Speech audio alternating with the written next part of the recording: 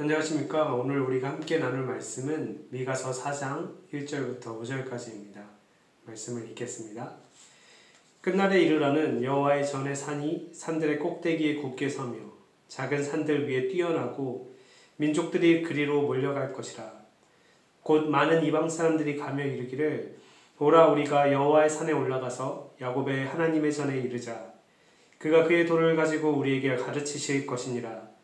우리가 그의 길로 행하리라 하리니 이는 율법이 시온에서부터 나올 것이요 여호와의 말씀이 예루살렘에서부터 나올 것임이라.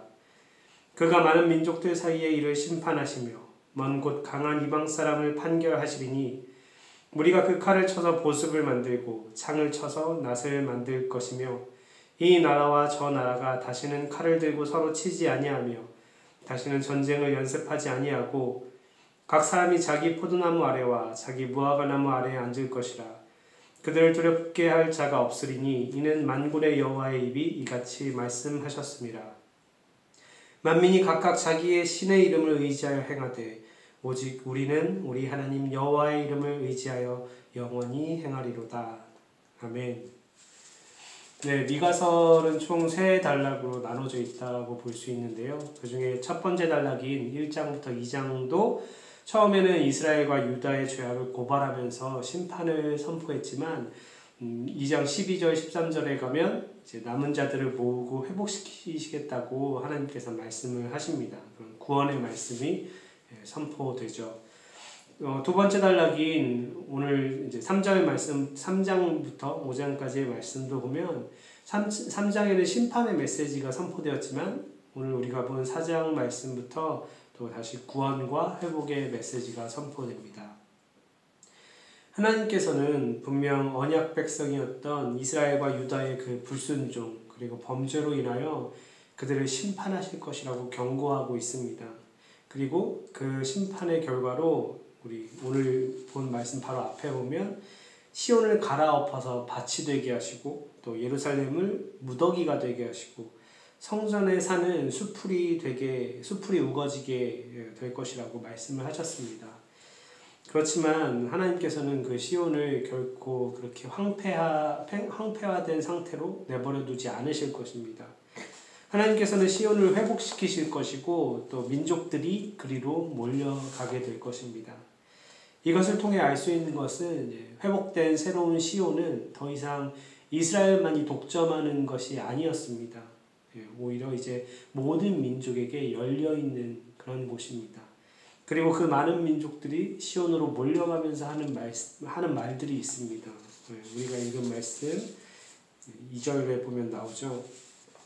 오라 우리가 여호와의 산에 올라가서 야곱의 하나님의 전에 이르자. 그가 그의 도를 가지고 우리에게 가르치실 것이니라.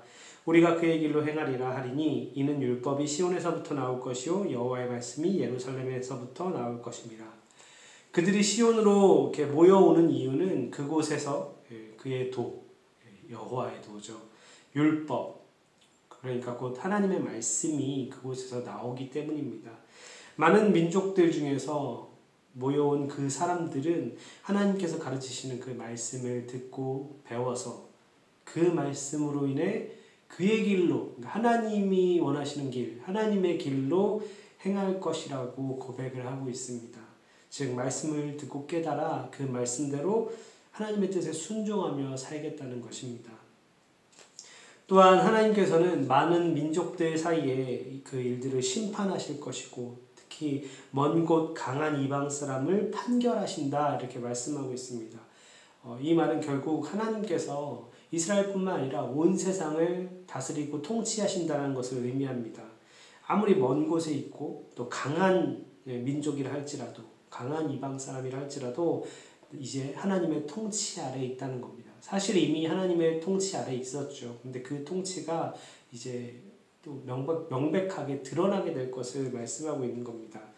온 세상이 하나님의 말씀에 순종하여 행하고 또 하나님의 다스림을 받을 때 더 이상 이제 전쟁을 위한 도구가 필요가 없어질 것이죠. 그래서 전쟁을 위한 도구가 이제 일을 위한 도구로 바뀌게 될 것입니다.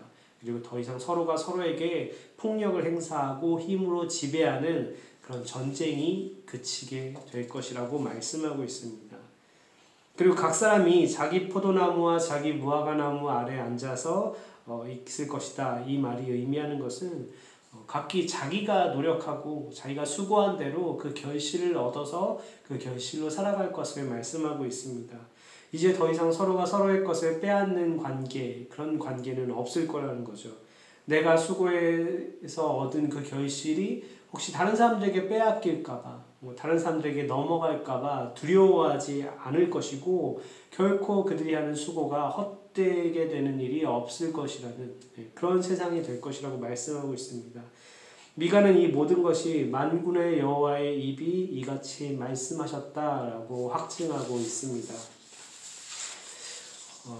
이런 소망이 있는, 이런 세상을 소망하는 사람들에게 5절은 믿음의 고백이라고 할 수 있을 것 같아요. 만민이 각각 자기의 신의 이름을 의지하여 행하되 오직 우리는 우리 하나님 여호와의 이름을 의지하여 영원히 행하리로다. 세상에 많은 사람들이 이 당시 여전히 자신의 탐욕을 만족시켜줄 자신들의 우상을 의지하면서 행하고 있었습니다. 그러나 그럴 때 오직 우리는 하나님의 구원과 그 통치를 믿고 소망하는 우리는 우리 하나님 여호와의 이름을 의지하여 영원히 행할 것이다. 이렇게 고백하는 겁니다. 아직 그 회복과 구원이 오지 않았죠. 심지어 하나님의 심판도 아직 이루어지지 않았습니다. 그렇기 때문에 여전히 많은 사람들이 이 구절에서처럼 자기 신, 자기의 탐욕과 욕망을 의지하여 행하고 있습니다. 그러나 하나님을 경외하는 사람들, 하나님께서 죄악을 심판하실 것을 믿고 또 그분을 믿는 백성들을 구원하시고 통치하실 것을 믿는 그런 사람들은 상황이 어떠하든지 또 환경이 어떠하든지 또 남들이 어떻게 하고 있든지 상관없이 오직 우리 하나님 여호와를 의지하여 행한다. 그렇게 말씀하고 있습니다. 미가의 이 예언의 말씀이 그 당시로부터는 좀 가깝게는 이제 예수님이 오셨을 때, 처음 오셨을 때 이루어졌다고 볼 수 있습니다.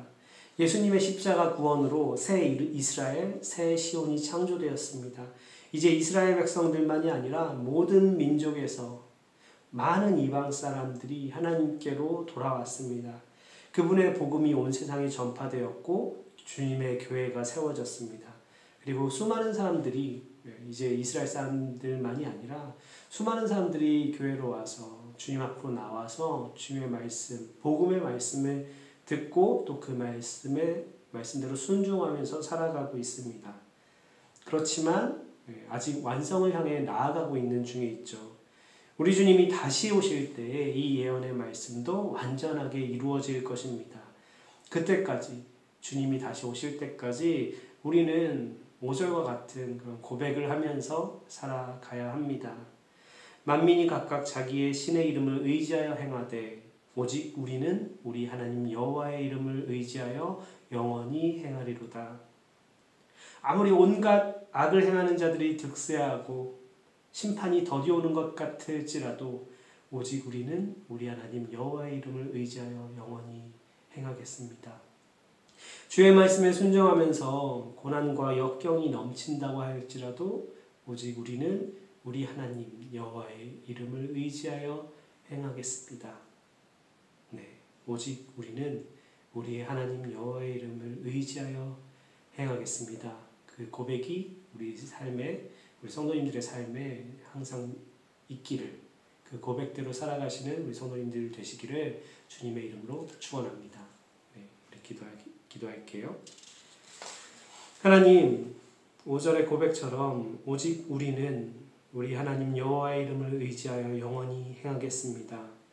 하나님, 아무리 저희가 지금 고난을 겪고 있고 또 세상에서 악을 행하는 자들이 성공하고 또 권력을 휘두르는 자들이 득세하고 번영하는 것처럼 보일지라도, 아무리 우리를 둘러싼 환경이 힘들고 악하다 할지라도 오직 우리는 우리 하나님 여호와의 이름을 의지하여 영원히 행하겠습니다.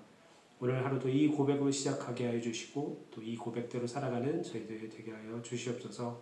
감사드리며 예수님의 이름으로 기도합니다. 아멘.